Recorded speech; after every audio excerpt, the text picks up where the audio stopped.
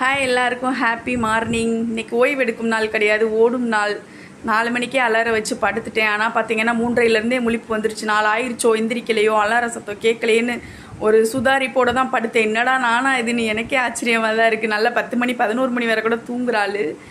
இப்போது வேலைக்கு வெளில நான் போகிறனால சரி இவனுக்கும் சாப்பாடு செஞ்சு வச்சுட்டு போனோம். அவன் 3 நாளாக ஊருக்கு போயிட்டான். அதனால் அசால்ட்டாக இருந்தேன். சாப்பாடு செய்யலைனாலும் பிரச்சனை இல்லை.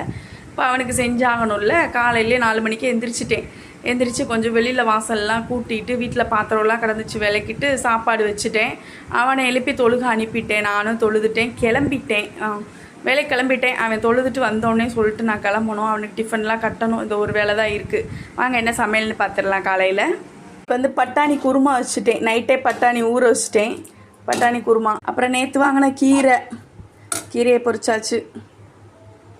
ஒயிட் ரைஸு இன்றைக்கி குக்கர்லேயே வச்சுட்டேன். கொஞ்சம் லேட் ஆகிற மாதிரி இருந்துச்சு. 4 மணிக்கு எந்திரிச்சாலும் ரொம்ப நேரம் இங்கிட்ட அங்கிட்ட நடந்துட்டு இருந்தேன். காலையில் எந்திரிச்சதுலேருந்து இந்த பூனை வந்துருச்சு வீட்டுக்குள்ளே. நான் தொழுதுட்ருக்கேன். போய் கிச்சனுக்குள்ளே போய் வேலையெல்லாம் பார்த்துட்டு வருது சுற்றி. இன்றைக்கி பால் இல்லை, எனக்கும் கூட பால் இல்லை காஃபி போட்டு குடிக்க. நேற்றே நான் வாங்கி வைக்கணும்னு நினச்சேன், மறந்துட்டேன். இந்த பூனைகளுக்கு ஊற்றிட்டேன். பாவம் இப்போ அதுக்கும் பசி போல் வந்து உட்காந்துருக்கு. காலையில் பாருங்கள், இன்னும் சூரியன் கூட வரலை. ஏரியாவுக்குள்ளே இன்னும் சூரியனே வரலை.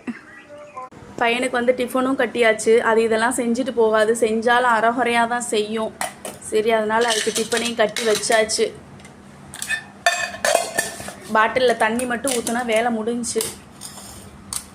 அது குளித்து கிளம்பி சாப்பிட்டுட்டு போயிடும். நீ